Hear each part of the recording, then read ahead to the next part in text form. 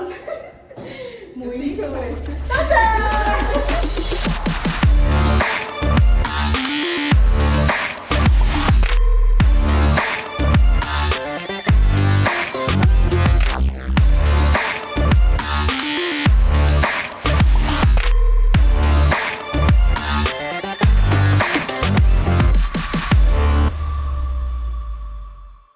Oiê, eu sou a Isabela e esse é o Podpan, o podcast do audiovisual goiano. O intuito da nossa conversa aqui é conhecer um pouco mais de quem faz o audiovisual aqui no estado de Goiás.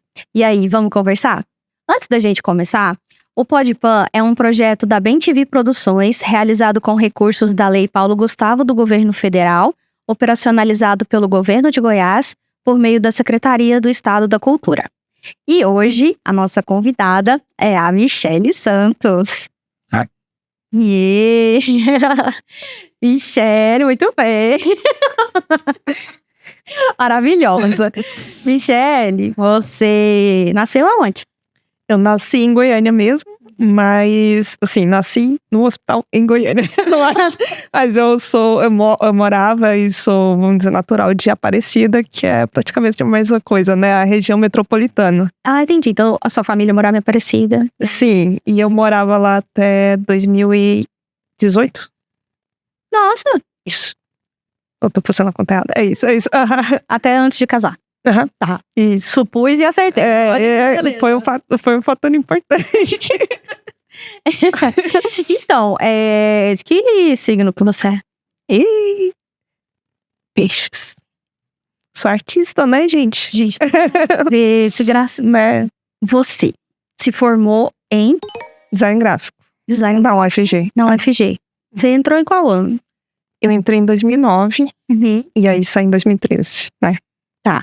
E é engraçado, assim, tipo, eu fiquei pensando, nossa, a Michele é uma pessoa que deveria estar aqui, porque é uma representante de um setor muito pequeno que a gente tem no audiovisual goiano, é a animação. É uma representante mulher, né, dentro de animação, que é tão raro a gente encontrar uma mulher trabalhando. É verdade. Muito. Animadoras eu tenho raríssimas e nenhuma goiana. E eu fiquei pensando o quão diferente e inspiradores pode ser. Uhum. Porque você vem do design. Como é que você caiu no audiovisual? Ixi. E vem muita coisa. Vamos conversar. Mas assim, acho que a gente vai acabar esbarrando também em games. E aí eu tenho que falar de uma trajetória meio longa, assim. Primeiro, assim, que o curso de design gráfico eu não tinha nada de audiovisual. Eu acho que tinha uma matéria de mídias interativas, que aí despertava, assim, pra gente explorar qualquer tipo de mídia. Uhum. E na época eu fiz um jogo com uns colegas meus. E eu, assim, sempre me interessei por jogo, sempre me interessei por contar histórias. Eu sempre me interessei, assim, pelas mídias audiovisuais. O que te fez escolher o design? Sim, mas eu não imaginava que eu ia acabar sendo cenarista de séries animadas, nem nada do tipo, assim. Eu imaginava, assim, eu queria fazer algo de arte, só que eu vi que o curso de design gráfico ele era bem amplo, tinha fotografia, e aí eu poderia aplicar em qualquer coisa. E aí eu pensava, eu quero ilustrar, mas assim, se isso não der certo, tem várias outras opções, né? E aí, no curso em si, eu não tive nenhuma perspectiva de atuar no audiovisual. Quando eu terminei a graduação, ali pelo fim da graduação, eu entrei no laboratório, lá que era de mídias para educação. E lá aí sim, eu tinha contato com o pessoal que fazia filmagem. E era um laboratório muito experimental, assim. E aí, eu atuei fazendo um jogo educacional lá. Só que, assim, era um laboratório que ele era muito aberto, assim. E aí, até tinha uma questão de... O gestor lá, ele acreditava que a gestão ela tinha que ser baseada... Eu não sei se isso era real ou não. Ou era uma piada. Na teoria do caos. Mas na teoria do caos mesmo, assim. Porque ele era da biologia. E... Ele era da biologia? Sim. Aí ele acreditava muito que as pessoas iam se auto-organizar, né? Entendi. E eu acho que pode ser uma coisa viável, mas era, assim, eu não estava preparado para esse tipo de gestão. Assim, eu precisava de tarefas muito estipuladas e atribuídas, assim. Até porque a gente tá falando de pessoas muito novas, né? Mas assim, a fé dele era que isso ia estimular a criatividade, talvez estimulava.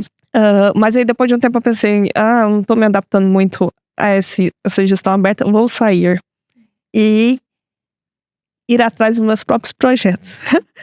Aí eu fui sair toda animada assim, vou atrás dos meus próprios projetos. Dia 2, o que eu tô fazendo da minha vida? Aí, num primeiro momento, eu trabalhei com ilustração editorial para livros didáticos. Eu cheguei aí na Feira de Bolonha, que é uma feira para livros infantis, porque, assim, eu queria... minha orientadora era a Cissa Fittipaldi, assim, uma super ilustradora, um dos grandes nomes, assim, mundiais mesmo. E aí, eu me inspirava muito nela e tal. Vamos ilustrar para livros, né, infantis. E aí eu fui nessa feira que tinha umas rodadas de negócio lá, que você apresentava o seu portfólio e tal. E aí nessa feira eu apresentei meu portfólio na época, conversei com os editores, e aí os editores falavam, bonito seu portfólio, mas a gente queria que você contasse uma história. A gente queria que você... Através do seu portfólio. Trouxesse um livro pronto. Então, contasse algo. Aí eu fiquei com isso na cabeça, tipo, contar uma história. Contar uma história, eu tenho uma história pra contar. E nessa época o seu portfólio era de coisas da faculdade? Trabalhos fora, você sempre correu ali por fora, pegando freelancer, coisas do próprio laboratório. Como é que você fazia? Eu tinha coisas freelance, mas não era o que eu queria mostrar para as pessoas lá. Então eu fiz um portfólio só para levar para essa feira. Entendi, criativo. E era portfólio impresso mesmo. E aí foi até massa, assim, montar o portfólio. Me senti muito anos 80. Você foi pra feira em qual ano? 2014. Tá. E aí eles falaram isso, você tem que contar uma história. E aí eu fiquei pensando, será que eu tenho uma história pra contar? E aí eu falei isso pra Soriara, que também foi, a Soriara Bernardi, que hoje também trabalha com cenários pra animação. E aí eu falei, eu acho que eu não tenho uma história para contar. E ela falou, todo mundo tem uma história para contar. Isso ficou na minha cabeça. Você vai achar a sua história. Aí eu voltei e eu cheguei a atuar ilustrando um livro infantil, mas eu achei muito estressante. Eu acho que a literatura infantil, o produto para criança, para infância, ele é muito complexo, assim, ele tem uma complexidade poética que, assim, eu não estava preparada para trabalhar. E eu acho que, assim, livros infantis, eles são muito complexos, assim. Você tem que comunicar muito em uma página dupla. Você tem que entender como que a criança, ela manipula o livro. Assim, Tudo traz significado, né? Cores trazem, texturas trazem, como tá desenhado, o risco. E é um trabalho de narrativa, né? O ilustrador tem que narrar junto com o autor, né? E aí, essa experiência eu já fiquei assim... E eu também senti, assim, que eu não tinha aberto nenhuma oportunidade nessas tentativas que eu tive de falar com editores e tal. E aí, paralelo a isso, aí muitas coisas acontecem paralelamente nesse período. 2014 foi um ano muito, assim, significativo. A Bula Zatequita, que eu acho que ela chama Carol Atequita agora... que é hoje em dia uma tech influencer muito foda, assim, que ela comunica muito sobre mulheres no mercado de desenvolvimento de jogos, mulheres no mercado tecnológico. Na época, ela postou no Facebook assim, quem quer fazer jogos? quem tá a fim de juntar pra fazer jogos? E aí uma amiga minha me marcou nesse post, eu ainda não conhecia ela, me marcou nesse post, e aí eu fui e falei, E aí, outros 2 doidos também falaram, que era Gustavo Camargo e o João Bertolino. E aí a gente se reuniu e a Bulas, ela trouxe um jogo que ela tinha desenvolvido, que chama Pixelmania. E aí a gente falou, vamos repaginar esse jogo, né, pra lançar nas stores mobile, né, de iOS, do Android. E aí, beleza. Esse era o nosso plano inicial para criar uma parceria, né? Uma desenvoltura ali entre o grupo. Até então, você já tinha tido alguma experiência com o jogo lá no laboratório. Daí a gente foi fazendo esse projeto até que surgiu um concurso do Sebrae para fazer jogos para o Desafio Sebrae. Para plataforma Desafio Sebrae. Aí a gente falou, vamos participar desse concurso, vamos ver o que dá. E aí a gente ganhou, a gente ficou em primeiro lugar nesse concurso. E ganhou um cheque gigante. E aí aquele cheque gigante, meu Deus! levamos pra casa o cheque gigante. E assim, foi muito estimulante. Nós ficamos, nossa, o que a gente faz tem uma qualidade, né? Foi um tipo de reconhecimento. Com dinheiro, o que é melhor. É o tipo de reconhecimento que a gente gosta. Aí a gente fez. É um tipo de jogo, né, que a gente chama de serious game, né, que é um jogo educacional e tal, que eu também já tinha aquela experiência lá no laboratório. E aí a gente continuando desenvolvendo o Pizza Mania. Aí, eu não sei se vai ficar um pouco embolada a história agora, porque nesse mesmo ano eu vejo um anúncio no Get Ninjas. Não. Da Mandra. Sim. E aí eu fui e entrei em contato. E era o Paulo. E era pra trabalhar no Júlio Verne. E aí eu comecei a trabalhar no Júlio Verne e tava desenvolvendo o jogo. E aí fazia alguns trabalhos esporádicos, assim, de livro didático. E aí foi quando eu comecei realmente na animação, né? Outra linha do audiovisual, né? Que hoje em dia se é entendido que o game é audiovisual e animação audiovisual. Sim. E aí foi minha primeira experiência. Eu ilustrar nos cenários para animação. E eu fiquei fascinada, assim, e eu não sabia que existia um estúdio de animação aqui em Goiânia. E os processos também, eu fui aprendendo e tal. Como preparar um cenário para animação. Todas as particularidades da linha de produção de animação que eu não sabia. E foi muito legal. E aí, ao mesmo tempo, eu tava lá desenvolvendo o jogo. Daí a gente participou de outras 3 edições desse concurso. E todas a gente ganhou. E era legal porque a gente ganhava, assim, o pessoal era muito, muito capacitado, o pessoal que tava participando e tava lá com a gente como finalista. Era um pessoal que já tinha tido experiência na Ubisoft, quando a Ubisoft veio aqui pro Brasil. Então foi legal estar par a par com pessoas que tinham mais experiência, né? E aí a gente ganhou, e isso foi motivando a gente foi desenvolvendo. Os 3 cheques gigantes? 3 cheques gigantes. Os últimos foram menorzinhos, mas ainda era maior do que um cheque normal. Que maravilhoso. Mas o valor era o mesmo. Era só economizar o material. A inflação foi no material.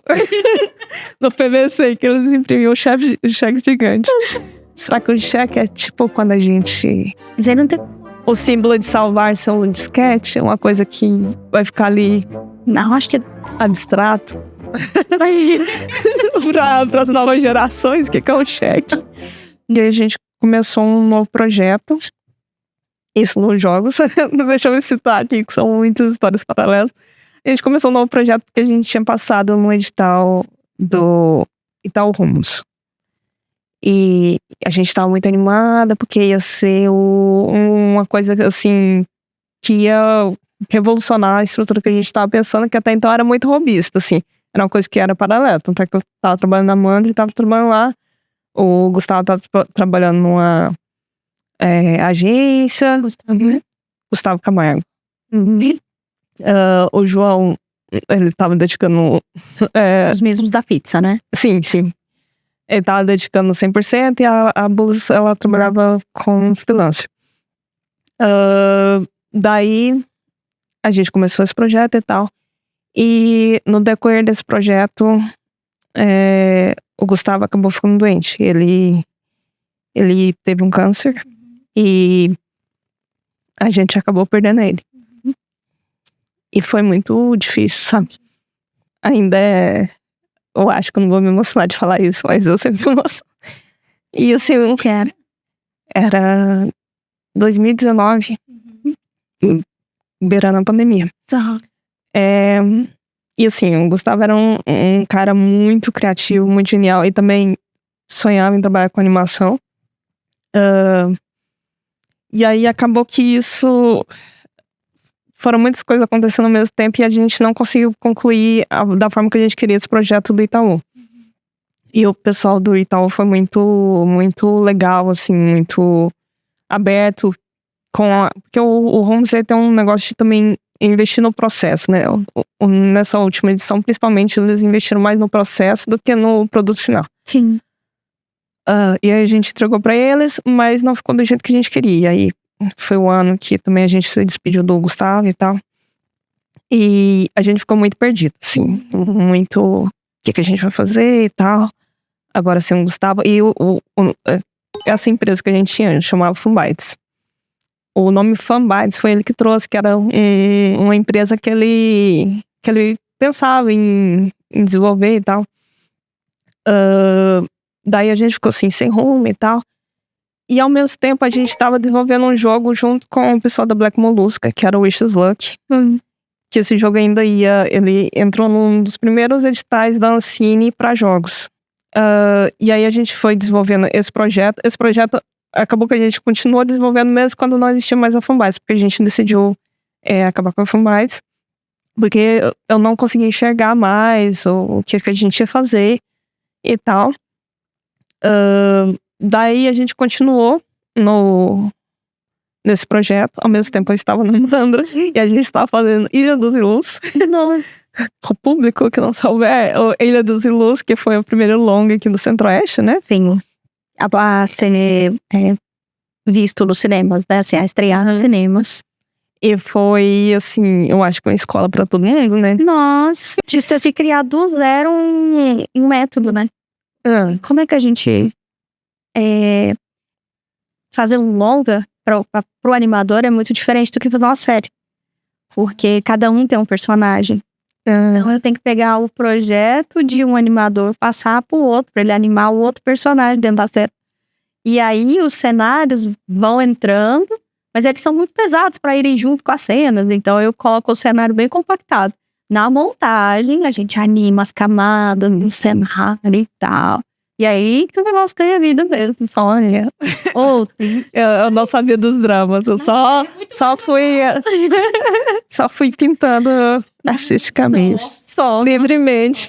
Cenários mais massa das internas. Não, e o Ilus foi uma grande escola. Interessante. E o acabamento, né, que a gente tinha que fazer era muito legal, assim, explorando uma textura, um traço diferente e tal. Era uma equipe maior, né, do que o dos séries. Lincoln.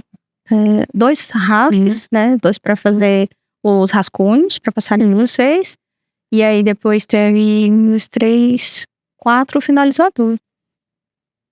E aí cada um, pra não ficar tão diferente, né, cada um ficava com uma área. Então você ficou com muitas partes internas, que são diferentes das florestas, que são diferentes da parte daquela ilha separada. E assim a gente tentou construir, porque é isso, né? A gente não tem uma equipe formada pra fazer longa, então não tem o seu estilo, né? Aí até a gente conseguir casar isso, a gente nem tinha tempo e nem dinheiro pra falar, olha, todo mundo vai fazer aqui, ó, todos os dias, vocês vão treinar e um trabalho parecido. Não tem como. Então, foi uma loucura, né? Tipo, fazer ficou ótimo. Com a equipe tão pequena, né? Muito pequena. Mas a gente ficou massa. Da coordenação.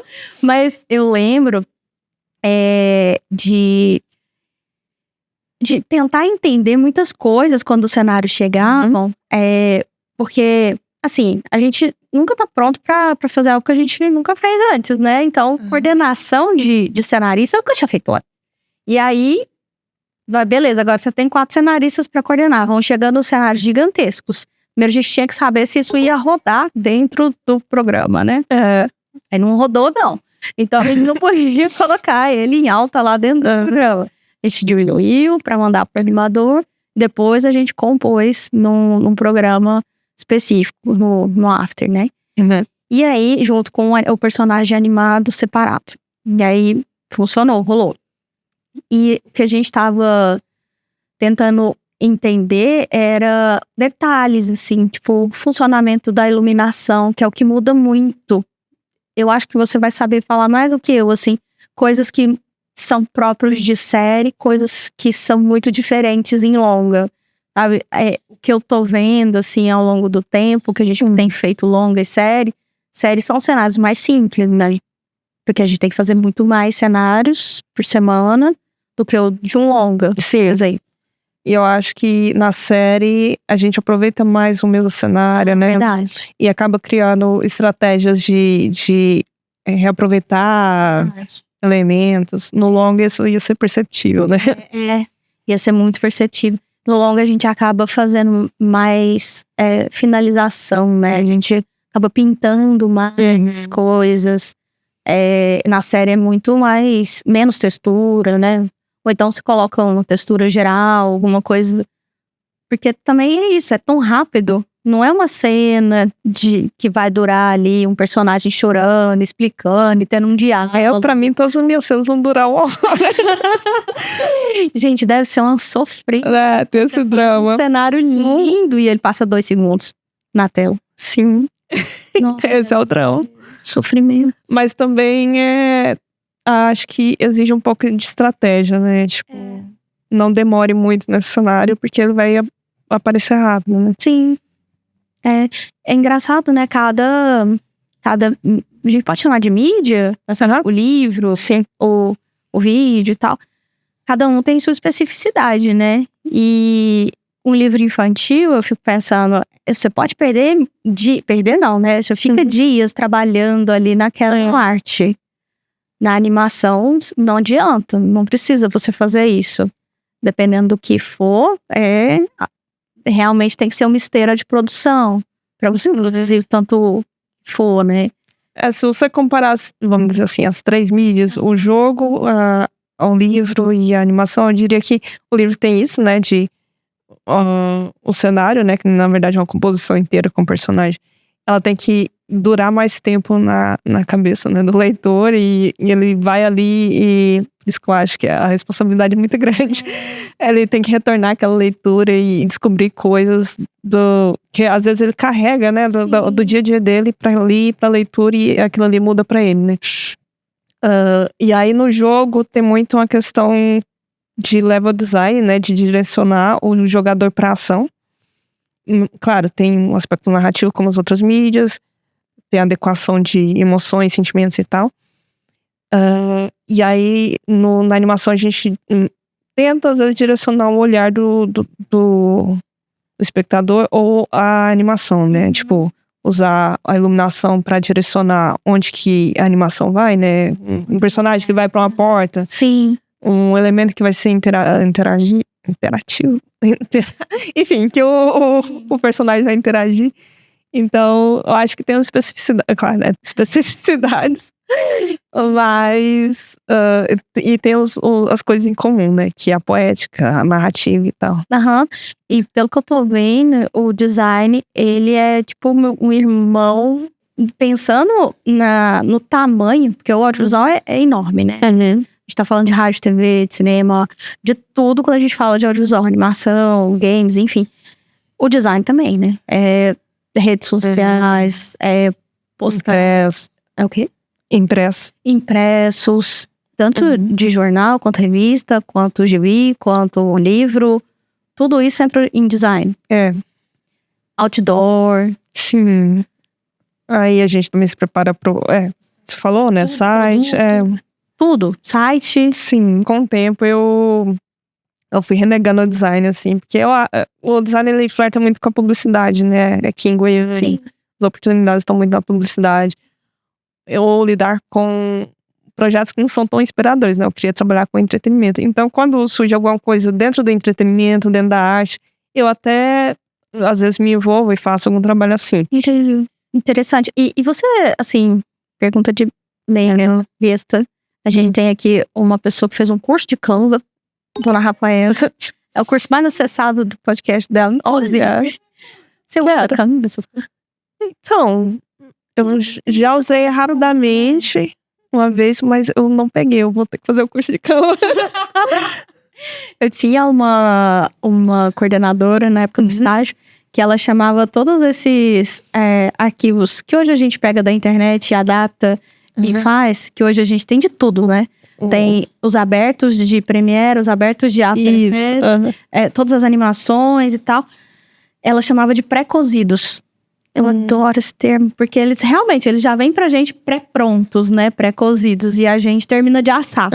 Mas ela era tão contra usar isso, só que era uma época muito diferente. A gente não tinha a velocidade que a gente tem hoje, a gente não tinha redes sociais. Mas, ao mesmo tempo, eu fico pensando, se a gente só pega o que tá ali no Canva e usa, fica tudo com a mesma cara. Sim. Então, todo mundo, todos os clientes que você for fazer, tudo com a mesma cara. Então, também tem que ter um olhar muito crítico, né? De quem tá fazendo. Obviamente, não tô falando de fazer um design do zero, criar um, né? Mas deve ser muito complexo ser um designer hoje em dia, sabe? E de fato, muitos designers, por causa da alta demanda, eles acabam usando essas... Sim. Porque existe também o free pick, né? Que esse mesmo fator de pegar o vídeo pré-pronto e tal. Porque você tem que entregar uma coisa...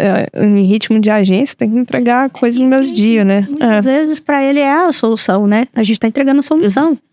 E pro varejo, pro consumidor também não precisa de uma arte toda pra vender. Mas quando a gente fala de série, de filme, aí a gente precisa de algo inédito, né? E é por isso que eu acho que, no seu caso, a ilustração que você faz, as referências que você tem, isso tudo é tão valorizado. Quais são as suas maiores referências, assim, de imagem? De imagem. Ou para cada projeto você faz uma pastinha de referência? Para cada projeto eu faço uma pastinha pra tentar diferenciar e tal. E também procurar coisas assim que... No processo de trabalhar com animação, eu entendi melhor que, tipo, toda a equipe tem que estar doutrinada e tem que se alinhar e conseguir fazer o traço igual. Sim. Então, eu pesquiso muito isso, assim, sobre como criar um traço que vai deixar todo mundo confortável e, ao mesmo tempo, vai comunicar com o que a série vai transmitir. Mas, assim, eu sou bem ruim com nomes. Mas um artista que eu acho muito legal é o Maurice Noble, que ele era o cenarista de algumas séries do Looney Tunes, né, do Pernalonga. Ele fez principalmente o Papaléguas. Que é assim, eu não gostava desse desenho. Eu achava muito chato. Mas assim, eu achava muito bonito, assim. Os cenários dele, ele tem uma silhueta muito marcante. E no próprio Papalégua tem a questão do cenário ser um personagem. Isso pode parecer meio clichê, mas é isso. Porque no Papalégua tem muito uma insinuação, assim, de você ver o cenário ali parado e esperar que o Papalégua passe. E, tipo, de onde ele vai surgir, onde que o coiote vai colocar a armadilha. Aí, você sabe onde que tá a armadilha, mas o Papaléguas não, então tem uma expectativa muito relacionada ao cenário. E os cenários dele tem uma silhueta cartoon muito forte, assim, as cores são muito bonitas. E, assim, eu acho uma referência muito boa. Mas daí também depende de cada projeto. Entendi. Mas queria ser ele. E assim, os cenários do Samurai Jack, esqueci. Minha memória não é muito boa. Coloque aqui o nome da artista. Eu acho lindos, assim. O Samurai Jack também, outro desenho que eu não gostava quando eu era criança, porque achava meio estranho. Mas, assim, com o tempo eu fui vendo a genialidade que ele era, assim, esteticamente, é muito incrível. Você é de que ano? Eu sou de 90. Que dia? 12 do 3. 12 dos 3, porque, né? Peixes, né? Peixes. Só pra eu voltar um pouquinho aqui. Quando você entrou ali que a Tech Influencer te procurou pra fazer o jogo da pizza, foi ela, né? Sim, a Bus. A gente montou essa equipe, a Fanbytes. A gente parou a história. Mas eu só queria retomar exatamente isso. A Fanbytes começa quando vocês começam esse joguinho da pizza. Isso. E isso a gente tá falando 2014? Isso. 2013, 14, mais ou menos. Nossa, durou bastante, né? Sim. Mas assim, era uma coisa meio intermitente, porque Era por projeto. era uma coisa secundária. Tá. E a gente fez esses vários jogos que ganharam concurso. E a gente também fez uma amostra de jogos goianos dentro do Goiânia Noise. De 2016, acho que era. Que a gente conversou com o Léo, ele cedeu esse espaço. Aí a gente juntou pra recrutar essas pessoas que a gente não conhecia que estavam fazendo jogos aqui em Goiânia. E tinha? Tinha, porque tinha um curso de jogos aqui no Senac. Ah, tá. Aí, e tinha esses alunos e tinha pessoas malucas que nem a gente que tava meio só experimentando a mídia. Entendi.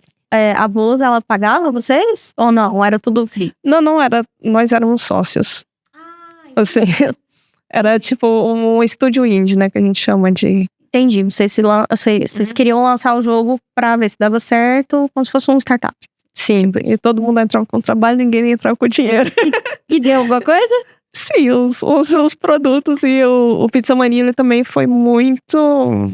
Ele foi muito bem sucedido nas lojas, assim. Ele era um jogo... Ainda ele tá na loja ainda. Free to play. Podem baixar. ainda tá legal. E ele fez muito sucesso, assim. Ele acho que tem mais de 200 mil downloads. E é muito legal ver a review das pessoas falando de várias partes do mundo. Que legal. Muito divertido e tal. E aí ele é free to play, né? Aí ele tinha essas transações dentro dele, que era para compra de itens e avançar um pouco, né? Que você compra as moedas e tal. Só que esse modelo é muito difícil de sustentar. Você precisa alimentar o jogo muito frequentemente. E você concorre muito diretamente com os jogos que naquela época estavam dominando o mercado, que eram os jogos chineses. Então você precisa de uma estrutura bem sólida para manter aquilo. E algumas estratégias, assim, para estimular a compra do jogador, que são, assim, um pouco questionáveis, né? Porque tem que lidar muito com estímulos e tal. E a gente acabou enxergando que aquilo ali não era bem aquilo que a gente queria fazer. Entendi. E aí, dentro dos jogos, qual que é a sua função? Eu faço a arte. Hoje eu também faço o roteiro. O game designer, que é a pessoa que ela desenha como que vai ser a ludicidade do jogo, né? As interações, como que o jogador vai se divertir com aquilo. E eu programo um pouco. Mas aí, podemos chegar nessa parte que eu tento fazer um jogo quase sozinha. Meu Deus, é por isso que tá vindo o burnout. O burnout tá lá. Não, mas agora eu tenho uma equipe legal, assim, que vai me ajudar. Também fazia o outsourcing, né? Que era ser terceirizado, né? Prestar serviço para outras pessoas, né? Tá. Que aí o pessoal, a Bulas, o Gustavo e o João, eles trabalharam no Josh Journey, que é um jogo da província. Província é um estúdio que provavelmente vai estar na segunda temporada desse podcast. É um estúdio que já fez... Eles participaram também do primeiro, do FSE. Isso, para jogos. E foi o Journey, né? Uhum. Você participou do Journey? Eu não, mas o João, a Blues e o Gustavo, assim, enquanto isso eu tava fazendo outros projetos. Exatamente.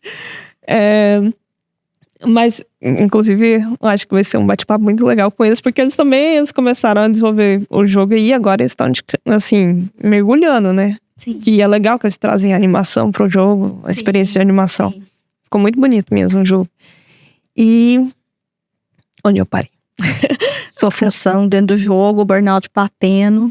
Então, só pra fechar a história da Fanbytes, aí em 2019 a gente se desfez. Sim.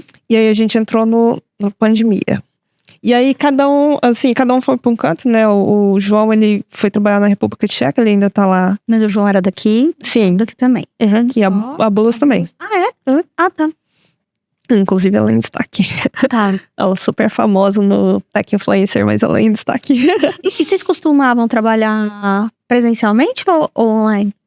A gente tentou um tempo trabalhar presencialmente, assim, mas assim, era mais eu e o João, né? Porque a Blues e o Gustavo, eles tinham um trabalho fixo. É em paralelo mesmo, né? É. Mas assim, não fazia muita diferença. É engraçado que a Mandra, eu sempre trabalhei remoto, antes de remoto ser modinha. Você sempre deu certo. Não é com todo mundo que dá certo. Não é. Nossa, e ainda bem, viu?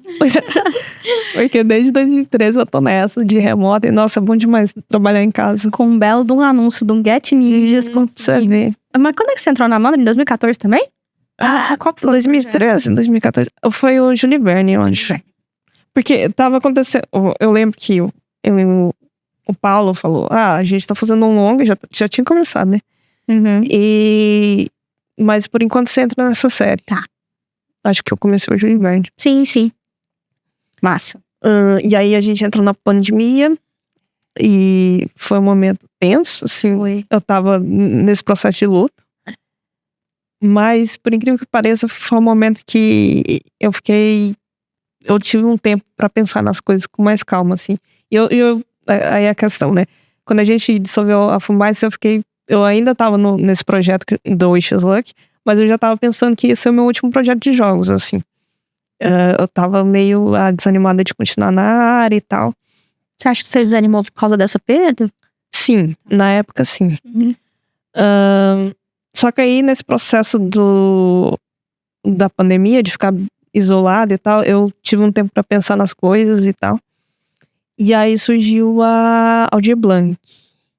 E aí o meu marido, o Watson, falou, por que você não... Eu tinha uma modalidade de arte feminino. Que aí podia ser qualquer coisa. E nessa época os editais não tinham espaço pra jogos, né, aqui em Goiás. E essa Aldir Blanc era aquela... A primeira. Era a primeira que era mais um subsídio, né, por conta da pandemia, assim. Eram valores pequenos, mas também projetos pequenos. Não que hoje em dia os valores sejam melhores, né? Não, e a briga foi grande. Ainda mais pra... Enfim, aí a gente vai chegar nos jogos. Chegaremos. Mas daí meu marido falou, por que você não envia um projeto? Aí eu falei, não, deixa pra lá. Esse negócio de jogo. A Mandra tava indo bem. Qual projeto tava? Adeline. Adeline, que é um grande projeto, assim. Nossa, eu tenho muito carinho pra Adeline. Ficou muito bonitinha. Muito legal. Nossa. E o Adeline, assim, cortando um pouco, depois a gente volta. O que eu acho legal da Adeline é que ele é mais jovem, assim, né? E aí, tipo assim, é o tipo de animação que a gente assiste, né? Não, sim. Tanto que a Adeline tá passando na TV Brasil e quem quiser assistir... Assista, ficou muito bonito. Eu vou colocar os trechinhos aqui também. A Adeline que eu participei dos concepts, foi o primeiro que eu participei dos concepts? Foi o primeiro que você participou dos concepts? Do cenário. E sim. Eu sou muito grata do pessoal da Amanda, do Paulo, do Jorge, você chama de Jorge Ricardo, terem tido essa confiança em mim e tal, e foi muito importante para estudar e entender como que era o concept, que é outro dinâmica do que fazer o cenário, né? Porque o cenário, ele tá seguindo o concept, então já tem uma guideline ali que você tem que seguir, e o concept já é a exploração inicial, né? E é criar algo que a equipe toda consiga reproduzir, né? Exato. E era estimulante, né? A história, assim, de um parque no mundo dos sonhos, então... Tem pesadelo. Cada criança que se assusta cria uma coisa muito louca. É muito legal. Era muito massa. Enfim, aí foi um projeto que ficou bem bonito. E aí a gente fez ele todo durante a pandemia, porque a gente começou ele, a gente fez 2 episódios e aí todo mundo foi trabalhar remoto. Foi quando a equipe foi. Foi quando a equipe todinha foi. E aí, né, se adaptar a tudo isso e tal. Mas aí depois, quando acabou, ninguém voltou. Então, todo mundo continua. Mas a gente acostumou com esse modelo, sabe? E aí funciona agora. Comprar todo mundo, né? A gente conseguiu fazer funcionar. Mas, graças a Deus, pra você. Pro cenáristas, de uma forma em geral. Todos eles são, né? E aí, meu marido falou, voltando, né? Submete um projeto. E aí, eu tinha um pouco de frustração da gente não ter terminado do jeito que a gente queria o outro projeto lá da Itaú. Mas aí eu fui, vamos fazer esse projeto. E aí foi o Neve, né? O jogo que eu tô desenvolvendo agora. A gente fez essa primeira versão, que era pra entrega. Eu fiz a arte, eu fiz a programação com um esqueleto que o João tinha deixado pra mim. Que ele integrava um programa que a gente usa de roteiro interativo com a Unity, que é um engine para desenvolvimento de jogos. Então, meio que eu escrevi um roteiro e aí já meio que magicamente funcionava o jogo. Não, eu vou explicar assim. Mas tem programação envolvida, mas era uma programação muito leve. E aí eu fazia arte, fazia o roteiro, e ele também trabalhou no roteiro, principalmente na criação do mundo e tal, que é um jogo de ficção científica, que conta a história de uma capitã de uma nave cargueiro, que ela tá presa dentro da nave, numa câmara de criogenia, com 1 hora de oxigênio, e ela depende das outras 2 tripulantes que estão fora para elas consertarem a nave antes que ela morra. E a ideia era que essas tripulantes, né, elas fossem como, de uma forma mais simples, assim, caminhoneiras espaciais. Assim como no Alien, eles são... A ideia é que eles sejam caminhoneiros, assim. Mas é uma pegada muito de drama, assim, porque eu também me inspirei na situação que a gente estava, assim, de precarização do trabalho. Os Ubers, o pessoal do... Eu tô falando nomes de marcas, mas assim, o pessoal das entregas, né, que estavam muito expostos. Histórias do trabalho da minha mãe também, que ela trabalha numa cozinha de um restaurante, e é um trabalho muito pesado, e normalmente a presença é muito feminina nessas cozinhas de restaurante. Exato. E são muitas histórias de muitas mulheres em perrengues e coisas pessoais que acabam envolvendo ali, e um trabalho que é um pouco precarizado, porque a remuneração é pouca, e elas precisam lidar com a condição dela de mulher no mercado de trabalho. E aí eu trouxe isso para esse jogo. Daí ele é que a gente chama de narrativa adventure, né? Que é um jogo que ele é muito focado na história do jogo. E aí, conforme você faz escolhas, ele se ramifica e aí acaba em vários finais, né? E aí era pra muito trabalhar com a relação dessas 3 mulheres, os dramas delas. E o jogador, ele tem que administrar, assim, a personalidade delas pra tentar, enfim, os medos, a pressão ali de ter que resolver aquilo em 1 hora. Ao mesmo tempo que tem uns puzzles, né, uns desafiozinhos, e tem uma mecânica que é o que diferencia ele, assim, de gestão de tempo, né? Tudo que você faz gasta um tempo. Então, durante a conversa você tá gastando tempo. Aí você tem que... O tempo, eu tô fazendo a propaganda do jogo, mas é porque é um projeto que eu tenho muito carinho, assim, e a gente tá desenvolvendo e vai lançar. Espero que até o início do ano que vem. E aí ele tem uma mecânica de gestão de tempo, e cada uma dessas personagens, né, dessas 2 personagens, elas continuam vivendo numa timeline. Então, se você tá ajudando a outra tá ali continuando e tá exposta a perigos e tal. Sim. Então você tem que gerir entre um e outro. E esse é o ponto forte do jogo. E aí eu desenvolvi esse jogo. Eu entreguei de uma forma gratuita durante um tempo, né, pra cumprir o edital. E aí agora a gente tá polindo ele. E aí conseguir terminar esse jogo foi muito importante pra mim, assim. Foi tipo, eu chamo de um processo de cura mesmo. Porque aí eu falei, não, é isso aqui que eu queria mesmo fazer. E eu tenho que continuar fazendo isso. E foi muito importante que ano passado a gente foi pro Big Festival. Com esse jogo ele foi selecionado pra um stand lá, concorrendo com mais 600 jogos e tal. E aí eu fui lá pra São Paulo, Big Festival, que é o maior evento de jogos da América Latina. Hoje em dia chama Gamescom Latam. Que Gamescom é o maior evento de jogos do mundo, que agora tá sediando aqui na América Latina. Junto com a Big Festival. E aí a gente foi expôs num stand, e eu tive um contato direto, assim, com o público mesmo, recebendo, e a imprensa, pessoas da imprensa muito animadas com o jogo, assim. E assim, no segundo dia eu fui pro banheiro e comecei a chorar. Porque foi a conclusão disso, de tipo, tô fazendo a coisa certa e vou continuar. Como eu disse, as leis não tinham espaço para jogos. E aí eu e o Geraldo e o Arlan, a gente foi na Secretaria de Cultura, primeiro de Goiânia, e falou, olha, tem pessoas fazendo jogos, vamos abrir linhas de jogos. O secretário de Cultura, ele foi e propôs, olha, a gente vai abrir na lei de incentivo, para quando chegar Paulo Gustavo a gente abre também, só que vocês vão ter que estar dentro de audiovisual. Na Paulo Gustavo também estava dentro de audiovisual. Só que assim, o audiovisual aqui, né, todo mundo tá tentando entrar, né? E aí acabou que não entrou nenhum jogo, eu acho que na época. Mas aí a gente começou esse diálogo com os... Aí, quando saiu a Paulo Gustavo de Goiânia, já tinha uma modalidade para jogos. E também a gente conversou com a Yara, e eu fui lá várias vezes com o pessoal para incluir também, com o Sasha e tal.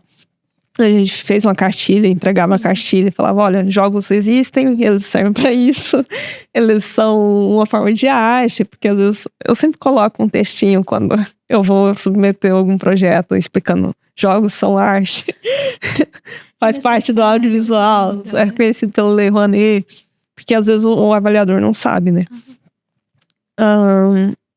Daí a gente conseguiu essas várias oportunidades dentro dos editais.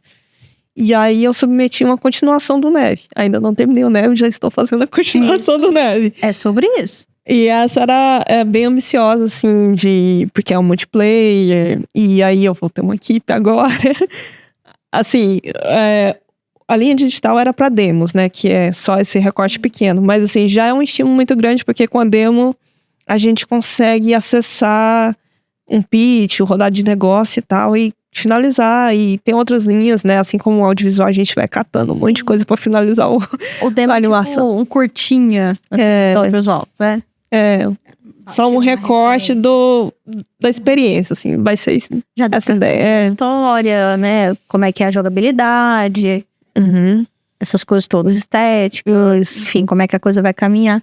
Mas, Michelle, então não basta você ter aprendido design, não basta você ter vou tentar fazer ilustração, aí depois, vou tentar fazer animação, vou tentar fazer jogos, vou aprender a fazer um jogo inteiro, não, agora eu tenho que aprender sobre lei, porque não tem como eu fazer um jogo, porque o pessoal não reconhece como algo cultural, né, como um projeto cultural. É um absurdo, né? É um absurdo. A gente, é o que eu falo, a gente equilibra vários pratinhos. E essa questão da lei. Além de tudo, quer dizer, sempre foi, né? Pelo que a gente tá vendo. Sempre tinha o CNPJ, né? Sempre tendo o CNPJ. Então CEO de MEI, né? Eu era CEO de MEI. Mas você sempre teve que pensar muito também como empresário.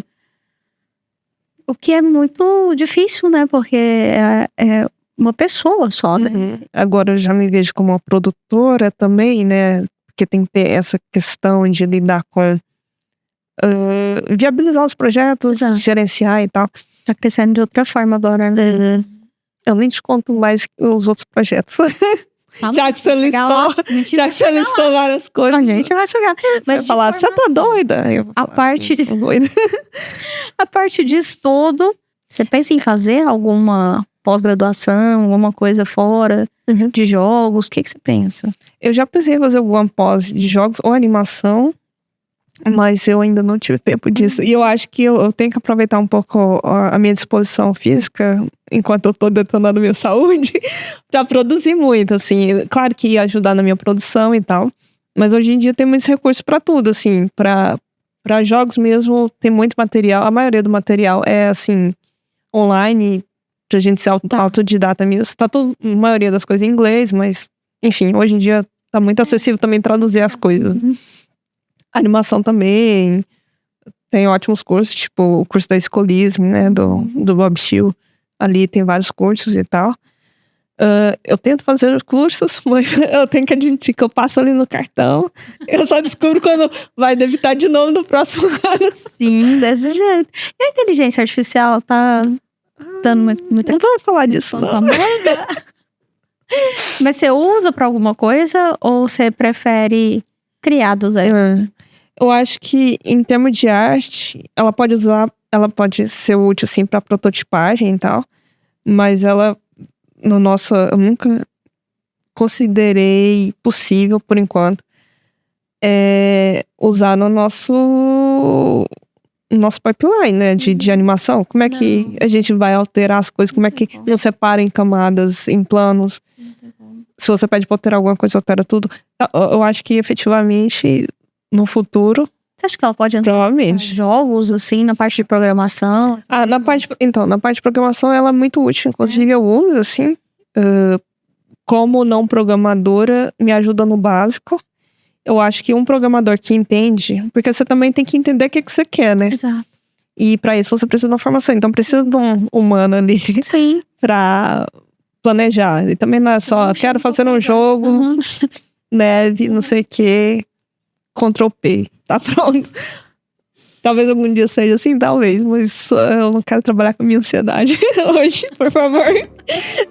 Um problema de canal. Tem que estar medicado, né? Que eu já tô, ultimamente. Dá pra ver pelo sorriso.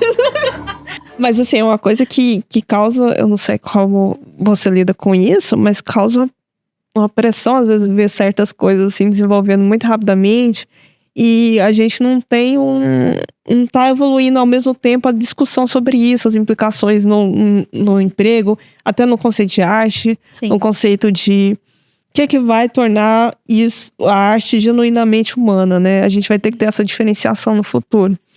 O que torna as coisas humanas? Eu às vezes penso muito assim nisso e eu acho que tá muito na imperfeição. Por mais assim, o Midjourney cria um personagem com 7 dedos, mas eu acho que a imperfeição do humano não é essa imperfeição técnica, né? Sim. Enfim, é o traço, por exemplo, na narrativa, a gente tem uma estrutura muito clássica, né? Narrativa de 3 atos, de 5 atos, né? E aí, a gente vê algumas narrativas no Tati-Bitat ali, agora é a ponte de virada, não sei o quê. E aí, quando você vai ver uma narrativa transcendendo isso, por exemplo, recentemente um filme que me impactou muito foi Perfect Days. E ele não usa essa estrutura, né? Ele é muito poético e tal. E você vê que aquilo ali só um humano conseguiria fazer, sabe? Porque ele tem uma imperfeição também da vida, da comunicação, da poética que quer ser transmitida. Sim. E eu acho que isso também na ilustração existe. E eu acho que vai ser o que vai nos diferenciar, assim. Por enquanto, eu não me preocupo tanto com a perca de trabalho nessa área de arte por causa disso. E aí tem esse outro lado que, assim, eu acho que algumas ferramentas vão ser úteis. Eu não sei como que tá no processo de filme e tal. Mas para programação ela é muito útil, né? Para evitar esse desgaste, né? Em certa medida, de fazer coisas muito simples e perder um tempo com coisas muito simples, que não são coisas expressivas e artísticas. Exatamente. Se a ferramenta fosse para evitar o desgaste de coisas que não são artísticas, isso é muito bom. Sim. A ferramenta para substituir o humano na poética, eu acho ruim. Aham. Não, acho que ela nem consegue chegar nesse ponto ainda, né? Quer dizer, vamos ver. Tem estúdios aí usando pra roteiro, né? Mas aí fica tudo receita de bolo. Então, né? isso. Essa que é a questão que você tá levantando e que eu concordo perfeitamente. Tá, então vamos retomar. Projetos. Então, daí a gente tá desenvolvendo essa continuação agora, ao mesmo tempo que eu tô terminando Neve. Mas eu também acho que é bom voltar pra animação um pouco, né? Que eu queria citar o que eu tava fazendo nesse meio tempo, assim. Que a gente fez a Adeline, aí depois foi pra Missão 347, que também foi outro projeto.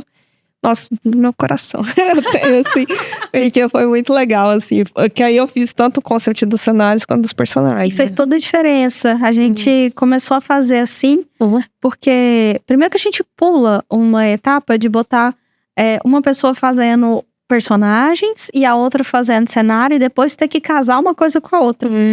Quando uma pessoa só desenvolve as duas coisas, parece que você já tem uma unidade ali. Então, né, a coisa conversa, assim, tanto a questão de traço quanto a questão de cores, e as coisas conversam. Missão 347 é um projeto da Caolha Filmes, né, que é do Yuri Moreno, e é uma série que é também feita para a EBC. Então, são 15 capítulos de 10 minutos. Posso estar falando besteira? Não sei, enfim. São 15 capítulos, 15 episódios, né? E provavelmente vai estrear esse ano, talvez. E é muito legal, porque é uma família alienígena. Eu acho que quando a gente pensou nessa série, o George falou, essa é da Michelle. Porque ela é tão criativa, né? Permite que você possa embarcar aí e colocar tantas referências. E tem essa coisa de angulosidades, que assim, né? Que a gente acha que cabe muito, assim, que você gosta de usar e tal. Você quer falar um pouquinho da estética? Porque que foi? Eu inspirei muito pela história, assim, eu achei que tava com uma pegada de Perdidos no Espaço. E aí eu fui pegar essa referência da série original, do Perdidos no Espaço, né? De uma coisa assim, meio retrô. E aí eu fiz os personagens com cores, assim, muito vibrantes, né? Com a referência dessa série. E as referências que o Yuri trouxe também, né? E aí, isso, tipo assim, foi bem legal de trabalhar ângulos mais doidos, assim, tipo, mais cartoons nas árvores, tinha muito cenário de floresta e árvore, era muito bom. Era muito bom trabalhar.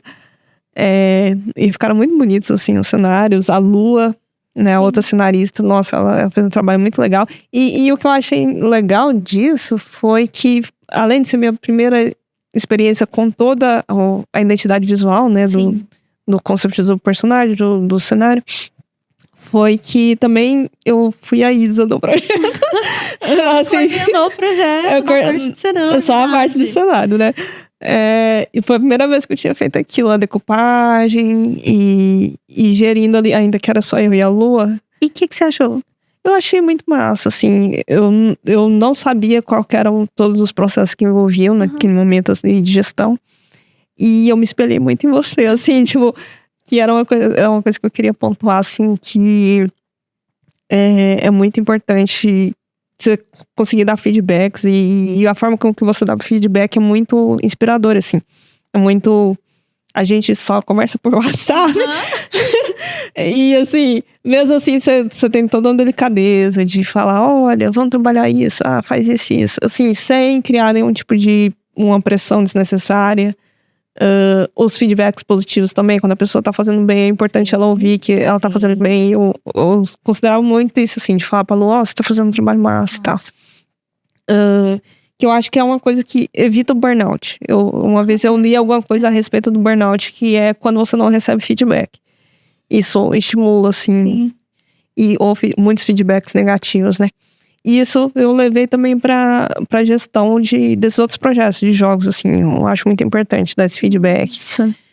E aí isso, a missão foi bem legal por causa disso, assim. Essa primeira oportunidade de gerir todo esse processo de desenvolver cenários. Nossa, que bom, porque assim, não é fácil coordenar pessoas, sabe? E a gente só aprende fazendo. Mas não é todo mundo que consegue. Não, ainda bem que é só uma pessoa, né? Assim, a Lua e aí depois agora a Bruna, né? Então foi mais tranquilo, né? Legal. Só a gente legal, as duas excelentes. Boa. Sim. Mas assim, tem que ter...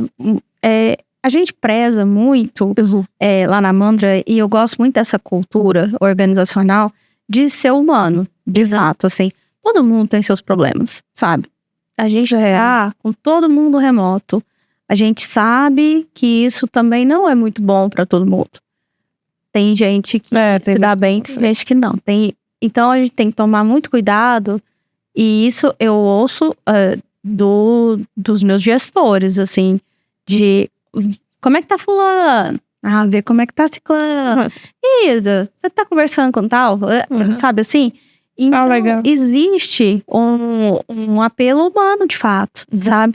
No fundo, o audiovisual, os games, é uma rede, né? A gente é uma rede colaborativa. A gente depende da sua criatividade, assim como você depende da gente passar projetos e dessa troca que a gente tem. Então, a gente tem que trabalhar bem e unido e se conectar com as pessoas. Porque se a gente ficar caçando rixa, caçando problema e tal, isso vira uma guerra. E não fica legal de trabalhar. E se pressionar muito, não quer dizer que a pessoa vai ser mais produtiva. Pois é, pra que eu vou pressionar falando que é urgente, que é pra amanhã, se não é, sabe?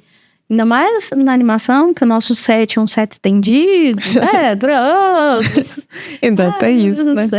A produção também dos jogos é muito longa, assim. Dos jogos também? Tanto é que eu tô no neve e ainda tô no neve.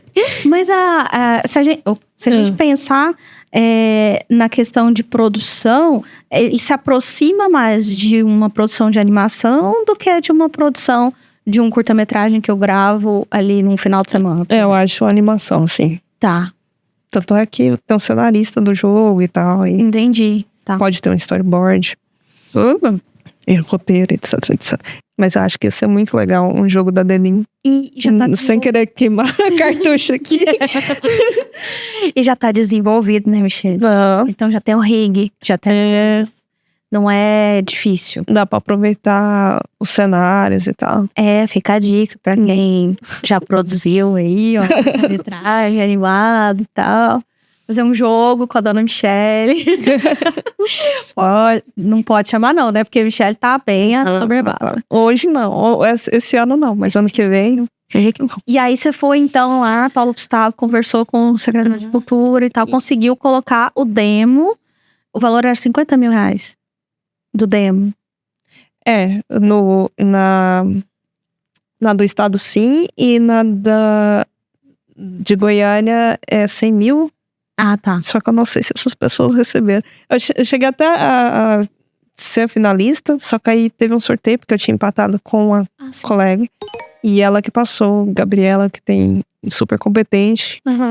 E vai fazer um trabalho muito massa, tenho certeza. Tem muita gente fazendo game em Goiás? Muita é uma palavra forte. Tem gente. Mas vai crescer mais. E esse processo da gente ter esse diálogo com o poder público foi importante porque eu retomei uma conversa assim com a galera de games e a gente se juntou mais fortemente como comunidade. Ótimo. Eu sou uma líder de comunidade. Não sei exatamente o que significa, mas sou. Porque o pessoal do Hub Goiás estimulou a gente a se organizar como comunidade também.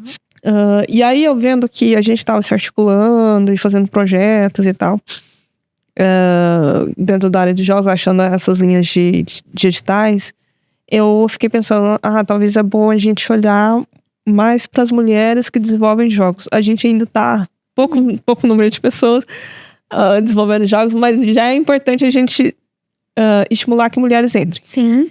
E que mulheres sejam bem acolhidas e que não sofram assédio, que não sofram retaliação por estar desenvolvendo jogos, porque é uma coisa que acontece. Porque é uma área de tecnologia, também é uma área complicada, porque envolve, enfim, várias paixões e até uma ala um pouco mais extremista. Às vezes, alguns grupos que não gostam muito de mulheres na área de jogos, ou não gostam da representação de mulheres de uma forma mais consciente e tal. Daí eu procurei se tinha alguma iniciativa, e aí eu encontrei o Women Games, e aí eu vi que eles tinham um projeto de embaixadoras, e aí eu me filiei a esse projeto, e aí eu me tornei embaixadora local. E assim, o que significa? Significa que eu me comprometo a desenvolver atividades aqui, fazer um intercâmbio com essa rede. Eu tinha um projeto, estou tentando, vou ver se ele vai ser aprovado, que é no sentido de criar uma incubação para projetos de mulheres. E foi muito importante achar essas mulheres,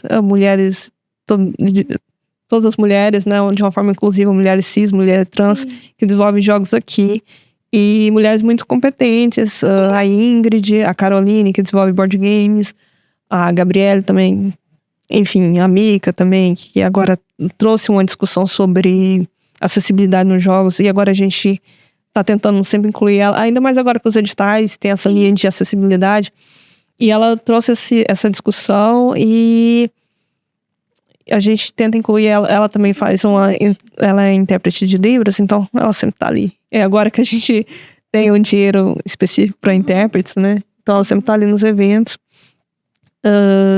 E a gente tem articulado um GT sobre acessibilidade com o pessoal do Ceará.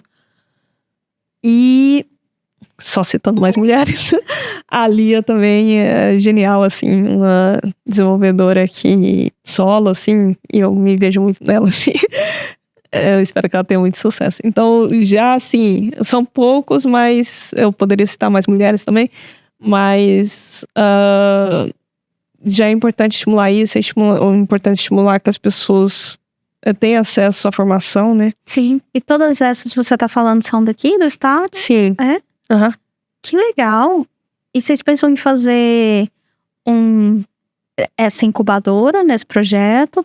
Mas pensam em fazer um ponto de cultura, algo maior, alguma coisa, sabe assim? Boa ideia. Vou confiar. Tô com pouco projeto, né? Mas é porque aí eu fico pensando, poxa, mas aí a gente pode trabalhar também com estudantes, pode fazer um laboratório, né? Assim, diferente. Porque a gente precisa dar mais visibilidade para as mulheres. Sim. De fato. E elas se sentiram acolhidas, assim, é o que eu conto uma história de que em 2015, não, 2016 eu acho, eu fui para um evento de jogos, SB Games, que é um evento acadêmico e tal. E na época, acho que era 2015, tava tendo uma onda de ódio para mulheres no mundo dos jogos, assim, que chama Gamergate, que foi algo que foi estopim para outros tipos de radicalização, tipo QAnon, uma coisa assim. Sim. Pra quê? Assista o documentário QAnon. Aí lá pincela um pouco sobre isso. E aí era um ódio muito direcionado a desenvolvedoras e também sobre como as mulheres eram retratadas em jogos. E tava nesse ano assim, eu tava um pouco... Nossa, o que é isso? Aí eu fui nesse evento e eu fui até assim, meio... Será que a comunidade de desenvolvedores tá assim? E chegando lá só tinha um homem. E eu fiquei, vixe. Aí a principal palestra lá era de um representante da IDGE. Eu esqueci o nome da associação.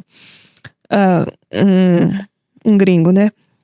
E ele foi falar sobre mulheres, a representatividade de mulheres na indústria de jogos, e, enfim, todas essas discussões importantes de gênero. E aí eu me senti muito acolhida.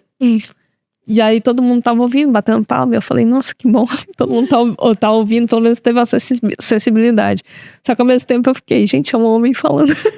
Exato, né? Tipo, foi uma caminhada, foi um degrau, né? Mas assim, ainda falta, assim. Mas foi importante, porque sensibilizou aquelas pessoas. E também esse trabalho, né, que eu acho que nas posições de privilégio, a gente tem que educar as pessoas, né? Tipo, o homem tem que educar os outros homens. Eu, como pessoa branca, tenho que educar uma pessoa branca. E não submeter as pessoas a constrangimento e tal. E, inclusive, nessa rede do Women Games também tem homens, não é só mulheres. Elas são mais representativas, mas o que eles chamam de aliados, né?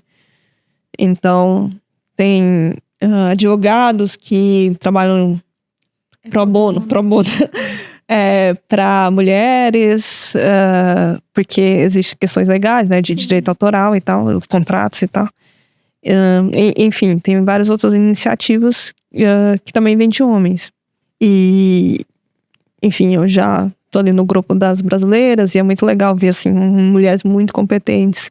E é isso, tipo, você vê uma mulher, e eu acho que é importante esse diálogo aqui, das pessoas verem outras pessoas, enfim, mulheres, pessoas negras vierem aqui para conversar, para as pessoas verem que é possível atuar em áreas que elas sonham, né? Tipo, a arte e tal. E às vezes nem sabem que existe do lado delas. Né? E o tanto de gente que a gente tá precisando. Nossa, não tem mão de obra, né? E isso eu também acho que é algo que é um papel que a gente pode estimular para as pessoas elas entenderem formas viáveis de trabalhar, de estarem ali, principalmente mulheres, né? Que elas assumem papéis, tipo, uma mãe. Você vai entrar num trabalho instável desse, e, tipo, você tem que mostrar que existe formas de ser mais estável, de ser seguro. Uma mulher trans que já é difícil achar um emprego e vai entrar num negócio que é inseguro e tal. Então eu também eu atuo muito flodando oportunidades no grupo, porque eu acho que é importante as pessoas enxergarem oportunidades. Muitas pessoas que entram às vezes assim num grupo, enfim, e começam, não entendem direito quais são as oportunidades de trabalho. E aí então, projetos futuros, como estão? Então, tem esse jogo que a gente está desenvolvendo, mas assim, o que eu ia falar que é mais um pouco fora da casinha é que a gente está desenvolvendo uma mostra, na verdade é uma semana de arte e cinema em Arizona, que é a cidade natal do meu marido, Nevada, e vai ter uma mostra de cinema lá. Quando vai ser? Vai ser de 8 a 12 de outubro. Massa. E eu tô trabalhando mais burocraticamente nesse projeto, porque eu não tenho condições. Mas assim, eu tô ajudando muito na gestão de arte, de comunicação. Mas a curadoria tá com ele, com o Cid Leite, eu não sei se você conhece. Sim. Que aí já tem a experiência do Perro Louco e tal. É uma região que não tem cinema, né? Muita gente lá, com certeza a maioria da população nunca foi no cinema. Porque assim, já é um luxo pra gente aqui, imagina lá. Eles não vão sair de lá pra vir aqui, ou qual que é o próximo cinema lá perto? Eu acho que é Caldas. E aí vai ser muito significativo levar pra lá. A gente conseguiu uma projeção muito boa, assim, muito incrível. E a gente vai projetar de uma forma no ar livre lá. Ar livre, na verdade, dentro da feira, que é um grande galpão. E na escola lá, que tem um espaço de 250 lugares, a gente vai projetar durante toda a semana. E sexta e sábado a gente vai projetar na feira com uma tela muito maior. Que massa, não? E ao ar livre, assim, me lembra muito o Festival de Tiradentes. Isso, a mostra de Tiradentes foi uma grande referência. Assim. É muito gostoso. Você já foi? Já. Ai, que sonho. É massa. Lá eles não passam games, né? Só filmes mesmo. Não. Então, a gente vai levar, porque a gente tá levando as nossas áreas. Tipo, animação, o Emerson vai pra lá dar um curso, se tudo dá certo, eu espero que dê. E a gente vai levar alguns cursos de audiovisual, de fotografia, também um curso de lambi-lambi, vai ser algumas áreas mais expandidas de arte, e cursos de jogos também. A gente tá vendo como trabalhar lá com os recursos que tem, porque o que eles têm lá de uma escola que tem um laboratório, é um laboratório móvel, são Chromebooks, então é meio difícil trabalhar com Chromebook, que é quase uma tabletzinha. É uma coisa muito fechadinha. Mas eu acho que vai dar certo. A gente vai conseguir. E assim, é muito importante pra gente fazer esse festival, porque é a cidade natal do meu marido. E eu também era dessa região mais afastada de Aparecida de Goiânia, né? Numa região periférica, que demorou muito eu ter acesso à internet, né? Eu só fui ter acesso na faculdade. Quando eu já estava finalizando a faculdade, chegou internet lá, internet a rádio. Ainda não tem internet a cabo lá, porque não chega as operadoras. A gente teve infâncias um pouco similares, assim, foi bem complicado para os meus pais darem esse acesso, assim. Sou muito grata para minha mãe, porque ela pegava livro do lixo, assim. Então, isso foi muito importante para mim, porque os livros eram ilustrados e eu ficava desenhando. Então é isso, assim, a gente acha que vai ter esse impacto, como pequenas coisas tiveram impacto na gente, assim. Uma criança que vê isso, às vezes ela fica muito estimulada. Para a área de jogos vai ser assim, uma sensibilização, né, de isso aqui é uma área possível e tal, e aí para despertar curiosidade para eles continuar, né, porque vão ser oficinas pequenas, né. Sim. E a área de animação também, então eu acho... Pequena, você tinha acesso a jogos? Sim. Assim, tinha as locadoras, né. A gente chamava de Titan, mas acho que o normal é locador, né? Que tinha as maquininhas. E meu pai levava muita gente. Meu pai achava muito importante a gente jogar jogos. A gente jogava com ele. E aí, a partir de um momento, ele conseguiu juntar um dinheiro e comprar um Mega Drive. Que era o videogame da família brasileira. Aí, aquilo ali, a gente já ficou super viciado ali, interessado nos jogos e tal.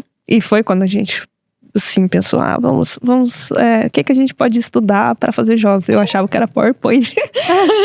A gente, na época, não tinha a internet lá, mas em certo momento a gente comprou um computador sem internet e comprou revistinhas, né? Que tinham as revistinhas da Aprenda a fazer jogos. Só que a gente não aprendeu, mas eu sabia o que era. No final eu sabia mais ou menos os passos, mas eu não sabia fazer. Engine, o que era um engine e tal. Quais programas tinha que aprender. E com o decorrer do tempo a gente foi evoluindo os videogames, né? Vendendo, comprando outro. Então eu passei pelo Super Nintendo, PlayStation. Então sempre foi um desejo, assim, atuar na área e tal. Uma coisa que eu pulei da história é que depois da missão, ou durante a missão, eu fui pro show da Adeline, né? Show da Luna. Dois animações. Eu trabalhei com o pessoal do show da Luna. Eu fiz os cenários da 8ª temporada. Quase todos. E aí eu tive que dominar o Tumbum. Que assim, que eles não estejam assistindo isso. Mas eu falei que eu não dominava. Mas assim, foi uma coisa que eu consegui pegar muito rápido. Assim, uma semana eu emergi ali. E com esses conceitos que eu tinha aprendido de Flash, assim, porque o keyframe, a forma com que as coisas se organizam nos programas são bem parecidos. Sim. Né? E foi uma experiência muito legal, assim, uma série com estrutura muito maior, assim, já tem muita coisa pronta, então era muito sobre montar as coisas, né? Entendi. E o que eu aprendi lá, eu apliquei um pouco no Nax, assim, eu fiquei, a gente tem que reaproveitar algumas coisas mais, assim, vamos reaproveitar mais as coisas. Não, e é assim que a gente vai construindo, né? Eu nunca vejo um outro estúdio ou uma outra pessoa que faz a mesma função que eu como uma concorrência muito, né? É um networking, é um jeito de... Porque aquela pessoa vai fazer alguma coisa diferente do que eu faço. E pode ter soluções que eu não tinha pensado ainda. E com certeza vai ter, né? Então vamos trocar. Eu gosto muito de ter conversas, assim. Por isso que eu acho que eu propus esse podcast justamente para ter conversas, né? E ver o que a gente consegue fazer a partir disso também. De pensar projetos, de pensar o audiovisual, pensar games, pensar coisas diferentes nesse contexto de forma geral. E toda vez que entra alguém que é de outro estúdio, lá vou eu. Oi, tudo bem? Como é que você vai? Bom, como é que você trabalha? Como é que era? E tal. Se quiser dar um feedback, não sei o que, eu deixo aberto, porque eu acho extremamente importante ter esse canal de conversação aberto. Se a gente se fecha e acha que a gente tá fazendo tudo certo, pode não tá, né? Pode ser melhor para ambas as partes, pode ser mais fácil, pode ter outro jeito, pode ser mais legal. Então vamos deixar o trabalho mais leve para todo mundo, né? Eu acho. Eu vejo muito por esse ponto de vista. É verdade. Mas assim, tem muita gente que vê como concorrência ainda, né? Nossa, ainda mais no Brasil, sei lá, não faz sentido nenhum. E isso é legal do entretenimento, né? Tipo, os jogos mesmo, por mais que a gente fale, o mercado, nesse caso que eu dei o exemplo do Pizza Mania, que ele foi concorrer com a China, foi por isso que a gente até meio que entendeu que aquele não era o nosso lugar, porque era um lugar um pouco competitivo. Mas, em geral, os jogos eles não competem entre si. Assim como um filme no cinema, por mais que às vezes tenha uma rivalidade Marvel, DC, eles não estão competindo. Você pode assistir os dois filmes. E normalmente a gente assiste todos os filmes, assim, que a gente gosta. Assim como as séries animadas, a gente assiste todas elas e a gente não tá competindo, né, pelo espaço. Mas assim, lá no show da Luna, era um processo muito parecido, assim. A diferença era ferramental mesmo, assim. Porque a gente normalmente usa o Photoshop, e aí separa em camadas. E eu gosto mais do Photoshop, porque eu gosto mais de trabalhar com pixel do que com vetor. Então, mas a produtora aqui tem um sonho de conseguir trabalhar com vetor. Não. Hoje em dia eu só consigo dentro do Photoshop por uma questão de escolha estética, né, do estúdio. E tá tudo bem também, só que aí a gente tem que fazer todo um cálculo de qual vai ser o menor enquadramento que eu vou ter. E aí com isso o cenário pode ser muito grande. Meu computador chora. Pois é. E aí, quando a gente faz dentro do Tumbum, é um programa vetorizado, daí você desenha lá dentro o cenário. Mas a gente tem limitações muito maiores, porque não tá usando o Photoshop, né? Tá usando uma outra ferramenta. Até que o Tumbum, ele tem algumas texturas, assim, que... Inclusive, eles estavam fazendo um longa que é Meu Avô Nihojin. Eu acho que esse é o nome do longa. Que é um longa sobre imigração japonesa, muito bonito, assim. E eu trabalhei um pouquinho nesse longa, só fiz alguns props, alguns cenários e tal. E era muito texturizado, assim, muito lindo. E eu tava gostando desse, porque me lembrava o Photoshop. Que aí era, tipo, era textura em cima de textura e era no traço mesmo, até que dava pra fazer. Ou vamos estudar isso aí, vamos fazer uma proposta aí. Não, assim, é legal por causa disso, né? Não ter essa limitação de tamanho.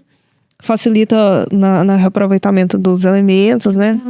E tinha uma coisa, né, que a gente tinha que preparar os planos e preparar um pouco a imagem. E também o que tinha novo, assim, era a forma com que a gente tinha que preparar os arquivos dentro do servidor do... Sim. Acho que servidor do Tumbum. Então, hoje você consegue entender os seus limites profissionais, assim. E falar, eu quero mergulhar nesse projeto. Esse aqui eu posso ter uma liberdade de conversar com a galera e falar, espera aí, daqui a pouco eu volto. Esse aqui, não, agora eu vou pausar. E aí, mais pra frente, quem sabe a gente retoma com outro projeto. Porque é muito importante ter essa maturidade, sabe? Às vezes eu brinco, né? Porque eu vejo que é muito chato ter essa conversa com o coordenador, né? Falar, olha, eu tô saindo do projeto. Mas é tão necessário para quem coordena saber o que tá acontecendo com as pessoas. Porque às vezes o medo da pessoa paralisa ela de falar com a outra. Mas aí eu não sei o que tá acontecendo com a sua vida e tô lá achando que vai tudo ser entregue, lindo, perfeito, como sempre foi. Mas não vai, porque você tá pensando em outras coisas, né? Tem outras prioridades no momento, enfim, tá tudo bem. Só que é importante falar. E isso é uma questão de maturidade profissional, sabe? E aí também, óbvio, que a pessoa tem que saber ouvir, né? Não adianta achar... Cara, hoje o mundo, ninguém é de ninguém não, sabe? Eu não posso falar, não, você não vai fazer cenário para mais nenhum estúdio. Que isso? A sua experiência lá me ajuda aqui. Então, é importantíssimo que você saia e volte. E esteja sempre à vontade, né? Mas o que eu vejo e que eu gosto muito de ver é esse crescimento, assim, essa maturidade que você sempre teve, que eu nunca tive que... Obrigada. É sério. Mas que eu nunca tive, assim, problemas com isso, né? Porque a gente sempre foi muito franca de falar os momentos que estavam passando. Mas é raro, sabe, Michelle? É difícil coordenar quando isso não existe, porque aí a gente... eu não sei o que passa na cabeça de cada um, mas, assim, pra mim, só explicando aqui pro pessoal que... Recentemente, né, eu tava na série do Gnax e aí ia começar uma nova série. E aí eu falei, não vou conseguir fazer jogo, fazer mostra, fazer entre outras coisas aí. E também entrar numa nova série. E aí eu falei que eu não ia poder contribuir. Mas assim, um receio inicial que eu tive era tipo, nossa, será que eles vão achar um pessoal? Será que isso vai atrapalhar? E aí é isso, né, às vezes a gente acha que vai atrapalhar sair, mas na verdade... meio que tá atrapalhando ficar esticando demais a corda, né? Existe muito isso mesmo. Mas você falou que tem outros projetos aí. O que mais você aprovou ali, Paulo Gustavo? Agora eu tô tentando lembrar. A gente tem um curso que a gente vai dar de narrativa interativa para jogos. E isso meio que tava dentro do previsto, que era parte das contrapartidas. Aí a gente vai dar várias vezes esse curso. Ótimo. E a gente vai... Isso é legal. Bom, Hã? Que ideia boa. Pois é. A mesma Mas assim, tem que dar mais de uma vez pra encaixar Exato. como contrapartida. Mas era... Como um curso, né? A gente tem que se preparar tanto pra fazer um curso, Exato. pra fazer um material didático. Dar o curso é o menor, Sim. o menor trabalho que você tem que dar. Essa é a melhor parte é que você consegue pegar várias pessoas, né? Ter esse curso dado em vários momentos para pessoas diferentes. E assim, por ter uma verba, né? A gente consegue imergir mais no material, fazer um material de qualidade. Que bom. E aí tem esse projeto e tem outro, que é o que eu te avisei, porque que eu tava saindo da Amandra, que em agosto a gente vai pra Gamescom da Alemanha. Aí vai eu, meu marido e o Arlan. Que o Arlan, além de ser esse músico incrível, que trabalha com jogos, ele trabalha em muitos jogos, trabalhou no Micronauta, no Turma da Mônica e tal, em vários projetos audiovisuais.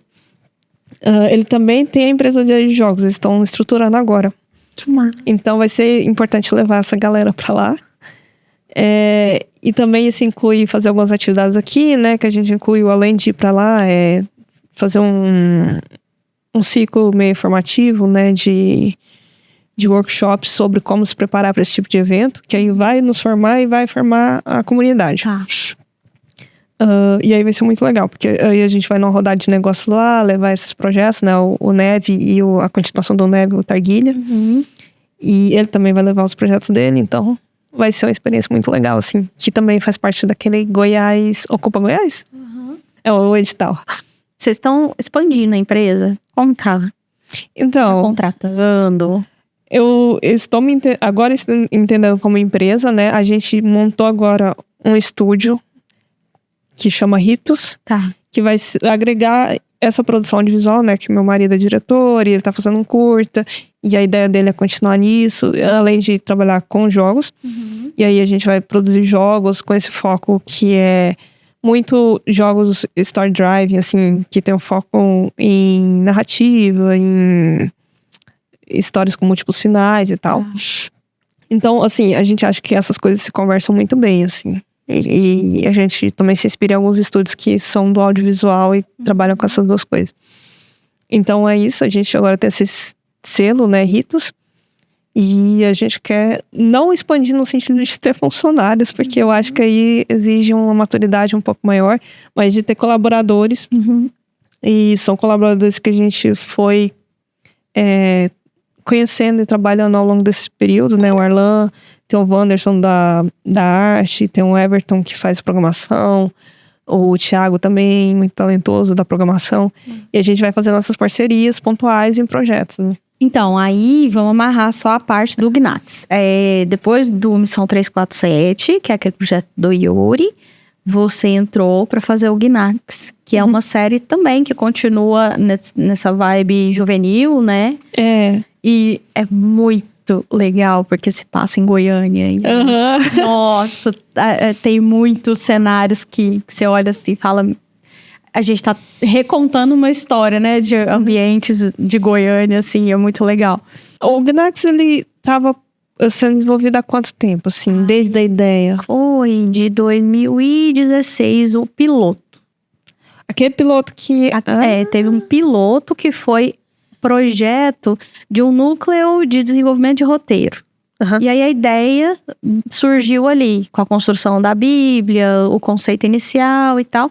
Mas, quando a gente foi fazer, e foi aprovado para fazer a série, aí o Paulo, que é o roteirista, né? Ele pegou e construiu um conceito de começar e terminar num arco de temporada.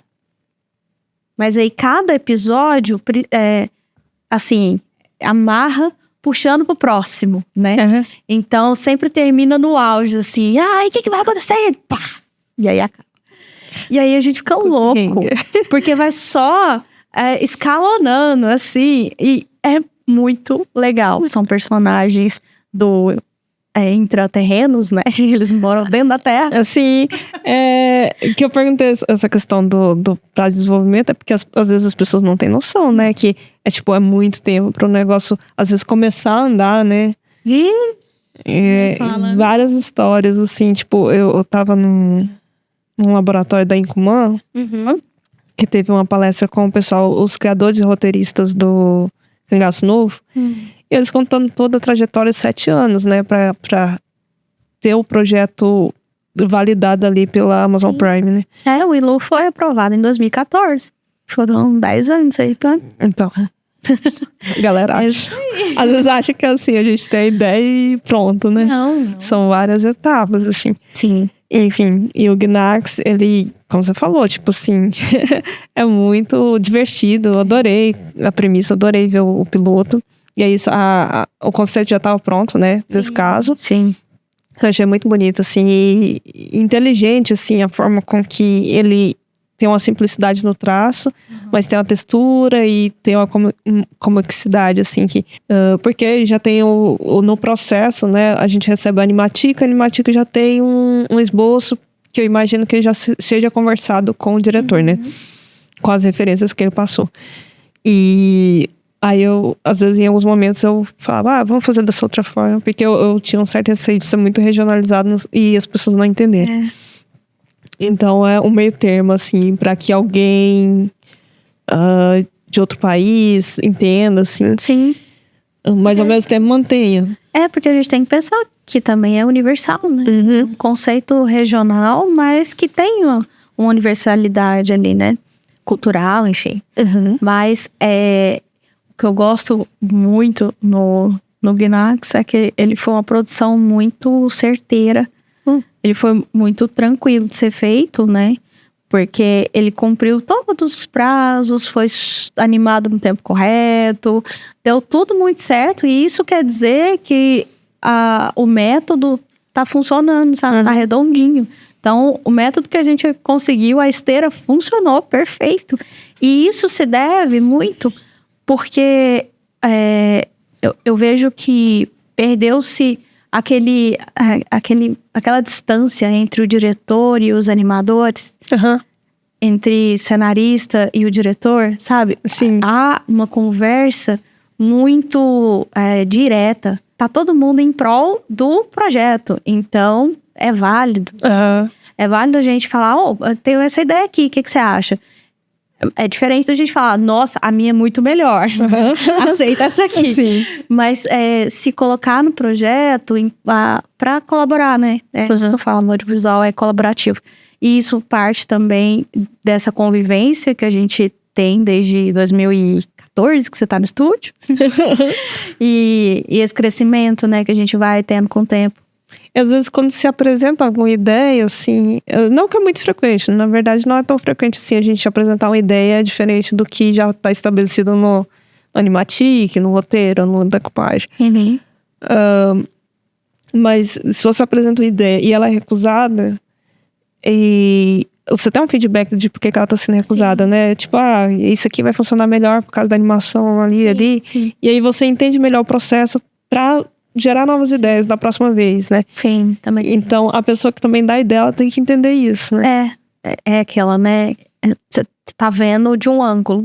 Às vezes a gente que tá ali na coordenação tem que enxergar de cima do prédio. Isso. Mas cada um vê de dentro do seu próprio apartamento, né? Cada equipe, assim. Isso, essa metáfora tá ótima. Porque todo mundo é remoto. Mas é complicado explicar isso, mas é mais ou menos isso que acontece, assim. E aí, mas cabe a gente que tá vendo ali de cima do prédio, tentar explicar, porque aquela pessoa vai passar por aquilo várias e várias vezes, sabe, ao longo do processo. E ela não pode ficar com medo de dar uma opinião, muito pelo contrário, ela tem que ficar estimulada a dar uma opinião. E ela tem que entender que existe um porquê das coisas serem daquela forma ou de outra forma. E aí a gente explicar da forma mais legal possível para ela se fazer parte daquele projeto e tentar entender como é que funciona. Para ela sempre também conseguir trazer ideias que agreguem, né? É isso, aí pensar na equipe. Pensar a equipe é a parte difícil, né? A gente não aprende isso na faculdade, né? Pois é.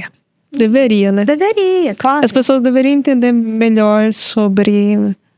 Enfim, toda essa dinâmica também, meio que você falou, de entender que são humanos, de entender que... Sim. Da dinâmica, né? Michele, eu acho que eu vou ter que me corrigir, porque lá no início eu falei que você era uma pessoa fundamental, uma mulher fundamental dentro da animação, mas muito pelo contrário, você é muito maior do que isso. Você é uma mulher fundamental. Não, é sério, você tá numa posição assim, e tão jovem, sabe? Você já tá assumindo. Vou chorar de chamar de jovem.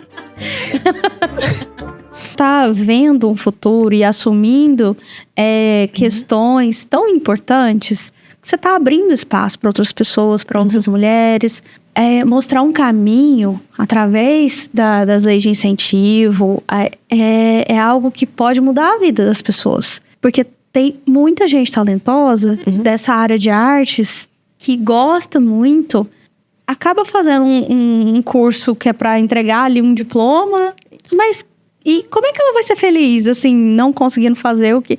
E aí leva de hobby, sabe? O talento dela. Não, esse talento aqui eu vou usar pra ficar feliz no final de semana. Mas, gente, vamos pensar nisso como uma profissão. As profissões do futuro levam a criatividade, assim, é o top, né? Não vou falar que é o top, pelo amor de Deus. As profissões do futuro, elas veem na criatividade a grande inovação. Então, assim, se a gente tá falando de futuro, se a gente tá falando de AI, se a gente tá falando de outras coisas, a gente tem que incentivar a criatividade, né? A gente tem que fazer chegar, sabe, oportunidades para as pessoas. Eu tô falando com pessoas que têm 30 anos, 35, e já tem uma carreira tão legal, sabe, construída. E aí um adolescente vê e se sente inspirado. Um jovem vê e se sente inspirado, e aí vai, sabe?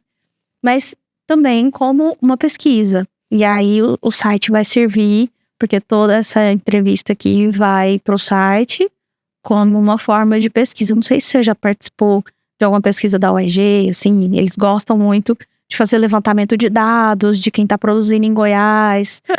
E eu acho que outras também deveriam, design gráfico, enfim. Porque é importantíssimo a gente gerar esse tipo de dados, porque tem muita produção. E agora, imagina, se a gente não começar a registrar esses games, por exemplo. Sim. Vai passando, né? E aí vai ficando mais difícil ao longo dos anos a gente acabar fazendo um registro disso. Enfim, a gente pode até pensar nisso como um projeto. É um projeto necessário. E é algo que a gente vivencia muito, assim, tipo... É muito difícil a gente mapear todo mundo que tá fazendo jogos. E a gente acaba, ou todo mundo que tá fazendo animação, a gente acaba centralizando aqui em Goiânia, porque é onde a gente, às vezes, chega. É verdade. A gente nem tá falando do interior. E a gente não sabe Silvânia, o que tá fazendo. Enfim. E isso de estimular, ano passado a gente fez uma Game Jam. As Game Jams são como se fossem hackathons. Não sei se tá... É uma maratona que a gente desenvolve... a gente estimula grupos a se reunirem, grupos que eles nem se conheciam. Aí eles se reúnem ali na hora e eles têm 48 horas para desenvolver um jogo com base num tema que é anunciado no início do evento. Dá tempo? Então, é um jogo assim, um protótipo. Uma ideia. Tem que funcionar? Ele funciona. Meu Deus. Como uma prova de ideias. Tá. E saem coisas muito legais, assim. E foi algo que a gente fez com um projeto. Foi o Instituto Bacai que fez. Eu trabalhei também na produção desse projeto. E eram esses maratonas, só que tinha uma premiação. Porque tinha um júri e tal.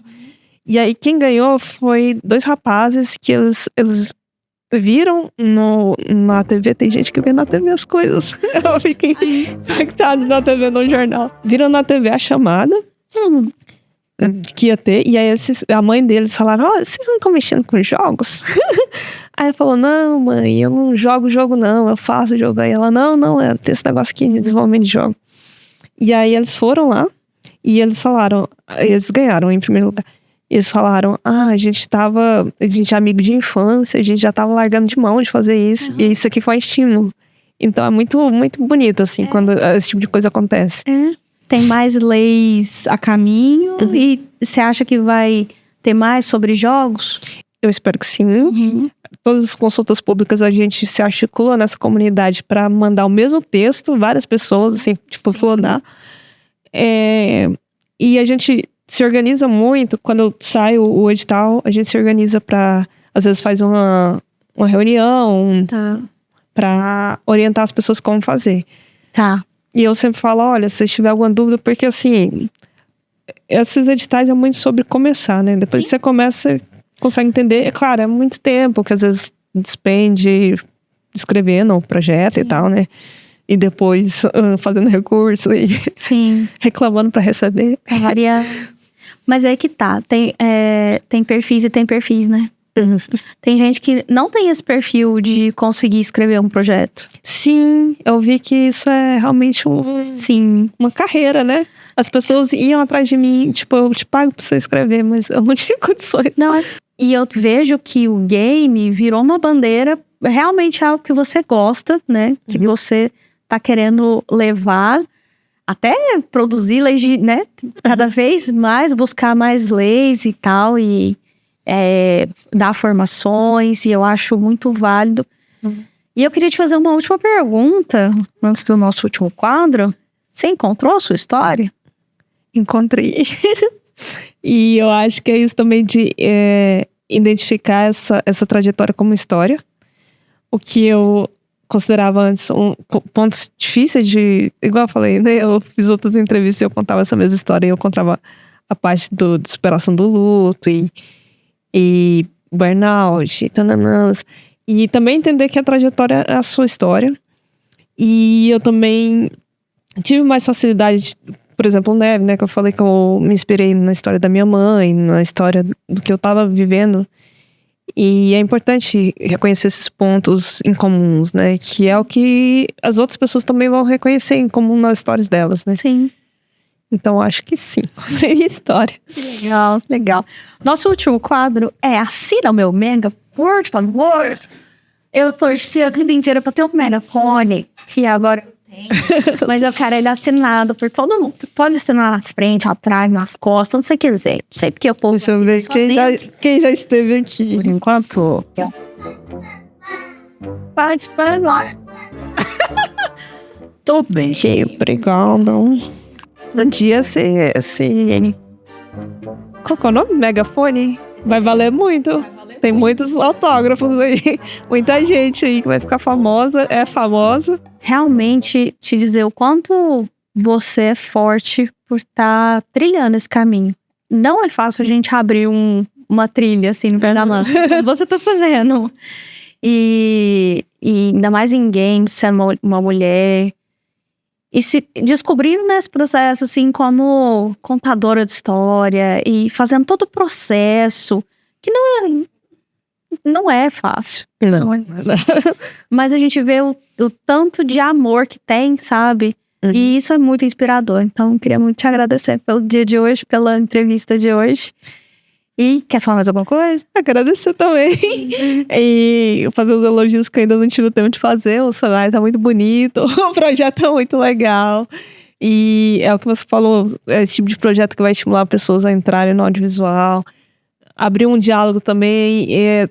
Também alguém do poder público assistir, se entende melhor como que as leis elas são aplicadas. Como que isso beneficia o que precisa ser melhorado também. E obrigada por todos os elogios. Eu me inspiro muito em vocês, assim. A história da Mandra, ela é muito inspiradora, assim, de abrir mato também. E eu acho, todos nós, na verdade, estamos abrindo mato, assim. E isso pode ser muito estimulante, né? Porque Goiânia tem quantos anos? 90 e poucos. 90. Então, tudo aqui é novo, né? Tudo aqui é o primeiro. O percursor, enfim. E a gente tá fazendo parte disso. Isso é muito estimulante. Por mais que seja mais desafiador, mas é estimulante, né? Sim. Bom, então esse foi o PodPan de hoje. Eu espero que vocês tenham gostado. E fiquem aí. Obrigada. Tchau, tchau.